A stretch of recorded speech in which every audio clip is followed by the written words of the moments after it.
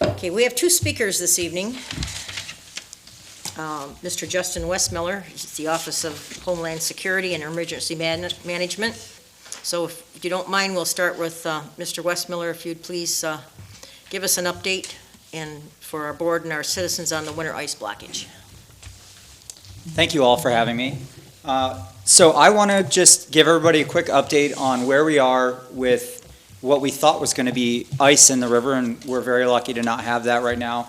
So we'll just talk a little bit about water levels and where we think we're going to be for the summertime. So what you have in front of you is a PowerPoint breakout on if we do end up having some ice in the river, what we think we can expect with the high water levels.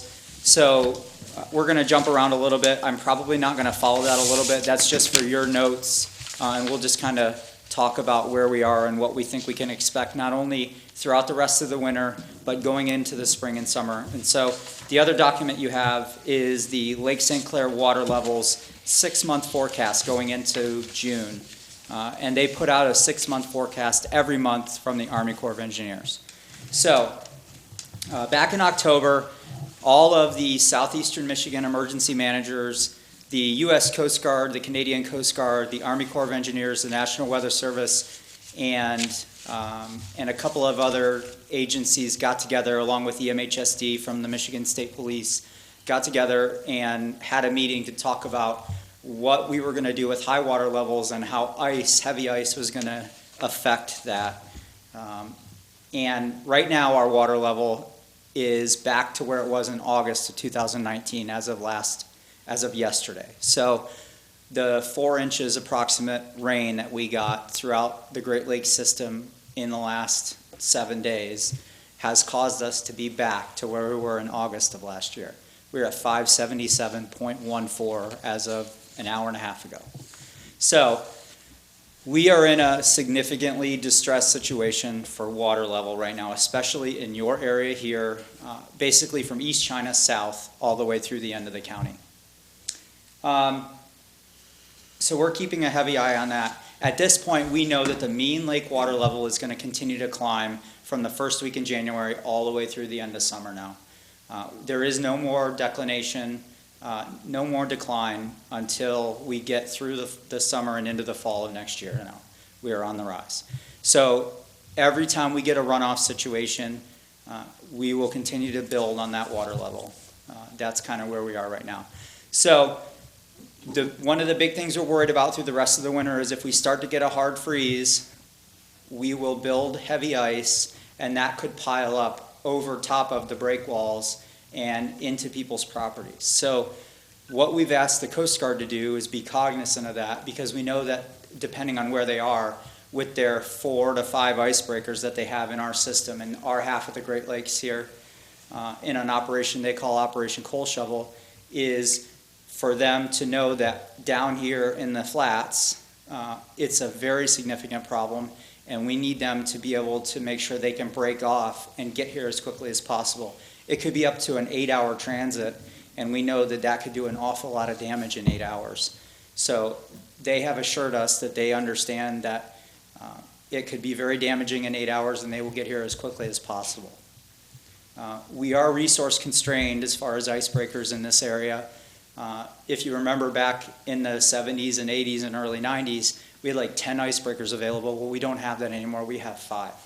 So once they close the locks, and they just closed them yesterday, they can't get any more around. They can't get them out of Superior, and they also can't get them through the St. Lawrence Seaway anymore. So we're stuck with 5. So we worked with them to kind of come up with a plan on what an exigent circumstance is and what that means. Does that mean waterlaying in yards? Well, no, we've got that right now. That means water into the first floor of homes. It doesn't mean in the basement. It doesn't mean in the crawl space. It means in the first floor of homes. So we kind of came up with what definitions were, where we were going to really raise the flag and start standing on our chairs and waving our arms and things like that. So that's kind of where we are right now. So as far as ice and dealing through the rest of the winter, that's where we're going to be. I am the first phone call if you have significant freezing water issues where that's starting to cause damage into the first floor of homes. So as supervisor, if you can just give me a call if one of your residents starts saying, hey, I've got blocks of ice making impact to the home or significant flooding into the first floor home, I need to be notified of that. And I will pick up the phone and call the Army Corps of Engineers Emergency Management Division, and they will in turn immediately notify the Coast Guard. That's the trigger point to get the Coast Guard into our area to break the ice up and relieve the water pressure in the river. So, moving on to the graph you have in front of you. If you look at as the water level starts to pick up, basically from January all the way into June, you'll see that by the 1st of May, we will be at our high point of July of last year, 2019, where we set records from June all the way through August, and the previous record was 1986. So we expect to start beating the 1986 records in February right now.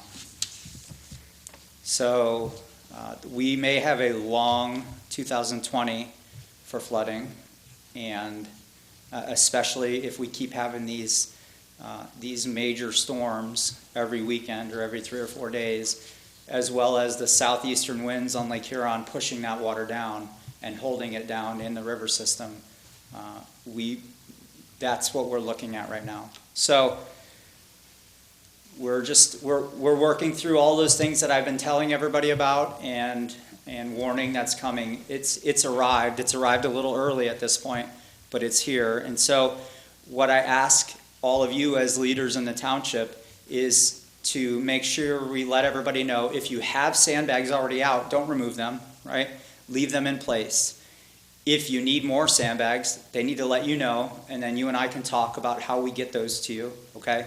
We are working with the Army Corps right now to get 12,500 more sandbags to us. Those right now will be for critical infrastructure, such as your sewer lift stations and things like that. If we need to figure out how to get sandbags for homeowners, you and I can talk about that in another forum. And then we will talk about, we need to also talk about how people need to remove items from the first floor or their basement and get them to higher ground. If they don't have room in their homes, possibly moving them to another area where they can find dry storage, because we do know that this is happening in our waterfront areas. So it might happen, or if it happens, this is when it happens at this point. And we know that it happened last weekend, and there's going to be a time where there's going to be some permanency to this for a couple of months at least. So the time to take action is right now. So just wanted to get out here, and I apologize for having to cancel in December. We had a little issue in another area and With the ferry. So I apologize about that. But so I know we talked about these two things. I'm also here to answer any other questions, anything else in our division or in my programs. Yes, sir. Are you predicting the water levels to be higher than they were last year? Absolutely. Absolutely. Yes. You're going to have some major problems. Yes, sir. So, knowing that, we're all in it together, right? So, I'm available to support all the communities, and we do that in a teamwork effort. And we will probably open up the EOC in some sort of fashion here in the next couple of weeks, I expect, as we start seeing those water levels get over breakwalls and start seeing it kind of take shape. We won't be in a full activation, but we'll be in a modified activation, I expect. And we'll take those requests for resources and requests for help and manage it accordingly. As Mr. Bryson's on the phone with you a lot. Colony Drive is... Yeah, I was over there today. Colony Drive was underwater. Well, not underwater, but it has standing water, pooled water. And I think right now the water's coming up from the storm drains. So they had them plugged last year. They did. I was working down there. They were 8 inches below the water level. They are. Where we were driving. And I don't know how they're going to hold that back, because all they had was those booms in the people's yards. And I don't know, at some point, you're not going to hold it back, right? It's just happening, and then we'll recover from it after it happens. And I think at some point we'll get to that. Everyone together, the communities together, are going to do the best they can until we can't anymore. Is there a future forecast when this is supposed to go back the other way? Not necessarily. Like I was saying, and I don't think you were here yet, this is the second wettest Michigan's ever been since 1918. Right now, we are 175% saturated at ground level right now. So the state of Michigan as a whole cannot accept any more water. It just runs off and gets into the waterways at this point. I know, because it comes and goes. I remember back in 71, 72, hauling sand for the Corps of Engineers down Anchor Bay Drive, and we were pushing water bumpers in with the trucks. Right. And one other fact, so in 1986, the flood number was plus 54 inches. In 2018 and 2019, that flood number is about plus 60 or plus 61, and that's called inches above low water datum, right? So we know that it takes about plus 61 inches above low water datum to start flooding, which is where we are today due to mitigation strategies and better building codes and the land built up better and things like that. So that's why last year it didn't feel like we flooded as bad as we did in 1986, even though the water level was much higher. But we do know that this year we expect anywhere from 9 to 12 inches, potentially higher, and we know that we will flood much more than we did last year. So, especially since we're building water so much earlier right now. I mean, it's January and we're already struggling. So that's kind of where we are. And like I like to tell everybody, I'm not going around trying to scare people. I'm going around armed with the data so that we can all be in the same boat and we can make sure our residents and our communities know what's going on early and often so that we can be best prepared so we're not surprised at the end of the day. Okay? How many inches of snow would that have been Saturday? It would be between 36 and 48 inches of snow. I was wondering about that. Within 12 hours. It would have been bad. Yeah, it would have Yeah. been.